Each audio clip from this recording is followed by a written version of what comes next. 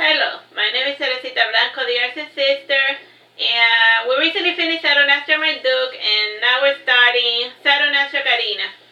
This one takes place right after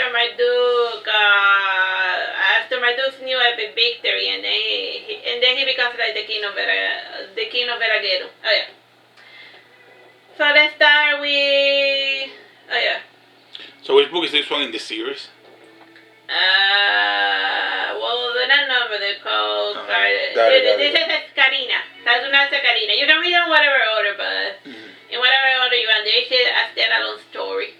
Okay, go. Introduction. Karina's brother Marduke is the new King of Veragerung. With a new monarchy comes new responsibility. During this time of transition, Karina was given the important task of teaching the new laws to Marduke's citizens. Karina has no teaching experience, and she feels that this new position is just busy work. It isn't the first time that Marduke has given his siblings a pointless task deciding to keep them out of the way. In order to prove herself to her brother, Karina wants to become the best law teacher that ever taught on anything. Follow along with Karina's misadventures while she struggles to teach her students while trying not to disappoint her older brother. Alright. Lesson 0. Like this one has lessons instead of chapters, yeah? Introduction to the School for the Delectable Arts of Peace. The year was 19,588, 953, 5109. It's like 19 billion. This was the official age of the little gas giant called Saturn. It is small in comparison to any large gas giants out there in the universe. At the tender age of 4.5 billion, Saturn became an orphan. Its son suffered a quick, premature death. Without its son, the solar system as we know it became a roaming system of astral bodies making their way through the Milky Way, without a star parent to guide them. As it happens to any advanced civilization who happened to be without a son on short notice, efforts were made to create an adequate replacement. This was the birth of terraforming technology. In its most extreme form, a gas giant like Saturn can be made into a veritable Garden of Eden. Terraforming is a much more efficient process than creating a world from scratch. Almost all the planets in the universe have the raw materials to become livable planets with a bit of tweaking. Though Saturn's 19 billion year history, it has received some degree of terraforming. The first one was done by the Ultimates from the world within a world of the planet Earth. The Martians gave a couple of whacks at it in the form of mountains and oceans, but they just could not do anything about the planet's distance from the sun, so Saturn was an abandoned project. The Jupiter Alpha Centauri area scared the planet its protected planetary area, but it was the Great who created for it the sun helioplasm. With the artificial sun established, the biological organisms came later, starting with the creatures of the deep, and then the people from the land came later. The Lostracian fish people started crazy. Yeah. The Lostracian fish people live a relatively peaceful existence. But it seems that strife will always be common for people who live in the surface of this world. To this worrying surface world came your benevolent leader Marduke to bring justice and order, but not mercy. Mercy is what criminals hide behind in order to live to earn another day. Marduke stopped reading his speech to his closest confidants. He said to Cannon, "So what do you think?" "It all sounds like crazy talk if you ask me," said Cannon. "The locals are already afraid of you because you killed your predecessor. This crazy talk might just be the final nail in the coffin," said Sivano. "You could try to sound more like a normal person," suggested Karina. "Try to keep your speeches personal and, most importantly, relatable to the experiences of the people that you now govern." "I suppose," said Marduke, somewhat deflated. "There's that other option," suggested Karina. "You could try to speak to your citizens on a one-on-one basis. This will make you more approachable and less threatening." "Good idea," said Cannon. "Aside from the warriors, you never did get out of the castle much. The locals barely know your face, and it seems they hear of you or frighten them so." After much discussion, Marduke decided to channel resources into education. He created testing centers to get more returning to school. He also paid for the teachers from all over the country to visit the newly opened schools in Veragerung. He would use those places of learning in order to instruct the masses. To help the people learn the new laws, a free class was opened in the school. The class was to be taught by Karina. Karina was one of Marduke's sisters. She was 2 years younger than him. Karina had long, bleached black curly hair. She had deep black eyes, delicate feminine features with almond-shaped eyes, a long aquiline nose, and thick, elegantly formed eyebrows. Time? 9 minutes. Her eyelashes were small. She was somewhat short for what was considered the average adult female. She was 5'3" in stature. She had a balanced rectangular body with even proportions and a small chest, which was her preference. Her nails were always short and manicured by her teeth. She like this. She bites it. She could...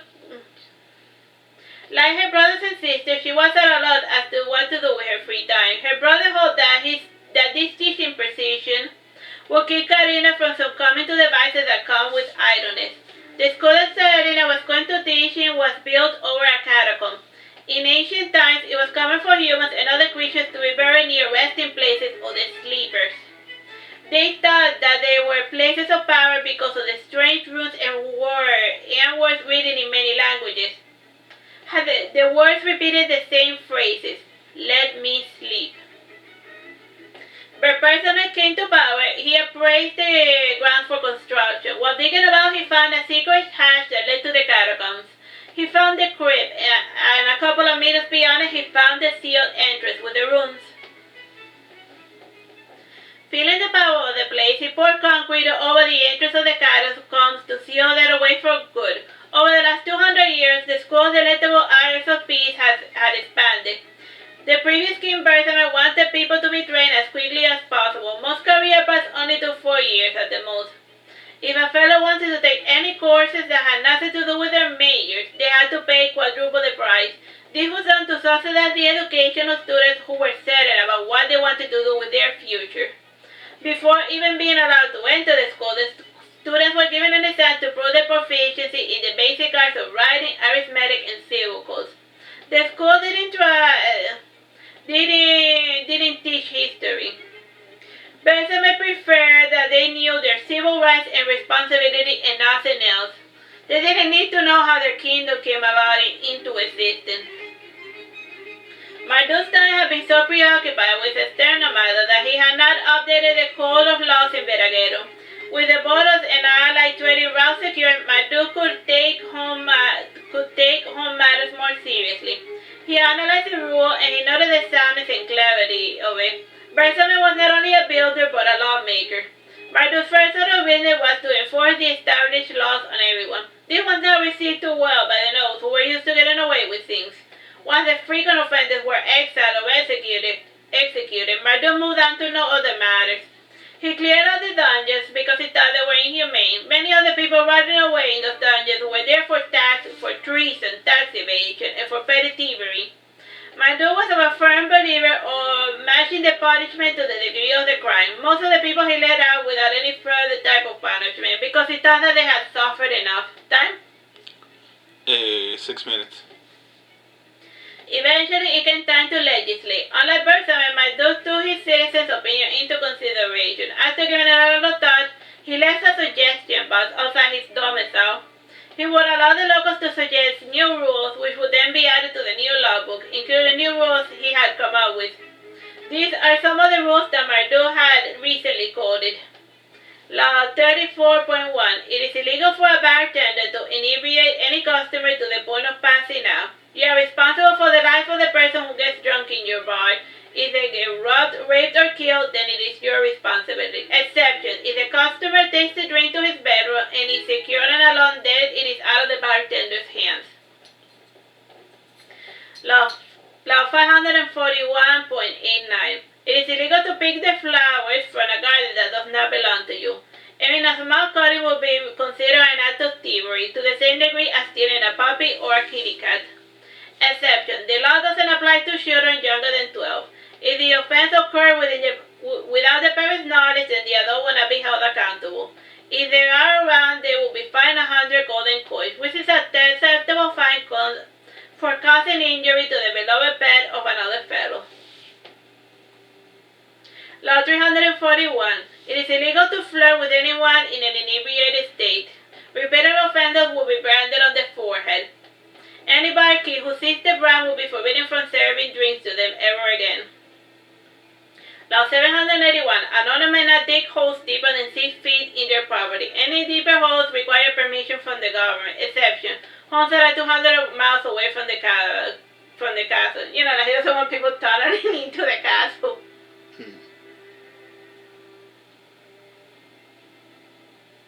Law 905. It is illegal to kill stray dogs or cats for the purpose of amusing yourself, you monster. Anyone caught burning a cat alive or a dog alive shall receive the same punishment.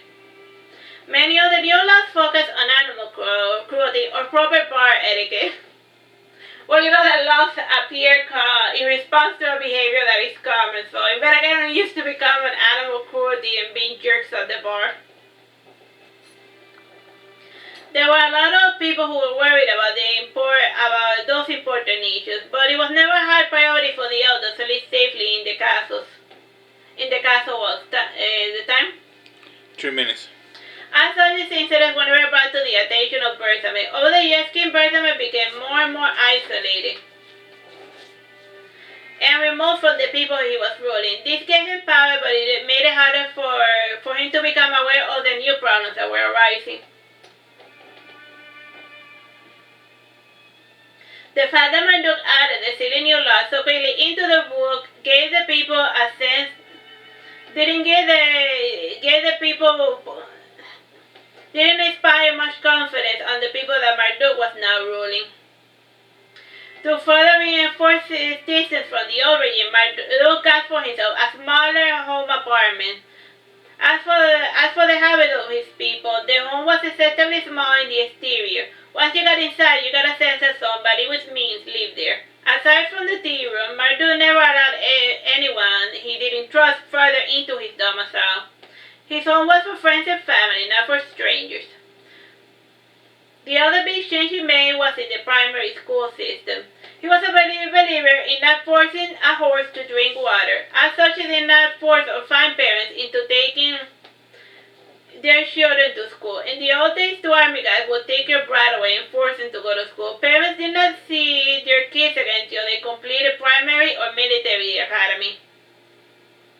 By removing the compulsory aspect of education, Marduke wanted education to seem like a goosey and not something to be forced into. Still, every new school year, second-year students did rounds in other homes to ask the students directly if they wanted to go to school or not. If they said no, then they were not enrolled. It did not matter if his parents tried to dissuade them. Marduke was quite impractical, in so much as he took the desire of a thoughtless 5-year-old brat in earnest. Okay? 1 minute, 3 seconds. Due to the new rules, the primary school year had to be extended for 5 more months to accommodate the 159 new rules. It may seem like there should have been a lot more laws, but many of the suggestions tended to repeat. Marduke segmented a portion of the guys to specialize in enforcing the new rules. Slowly, the new school year drew closer, and Karina was not feeling too uninspired. Since this was an agricultural society, the school took a break during the summer. Food security had always been a #1 priority in Veragerung. This was why all the farmers had to go to the university. In there they were taught crop rotations, horticulture, fertilization, herbicides, ranching practices, Alright, 30 seconds. and many other things related to their field. Alright, we'll continue with Karina's adventure later. Bye bye.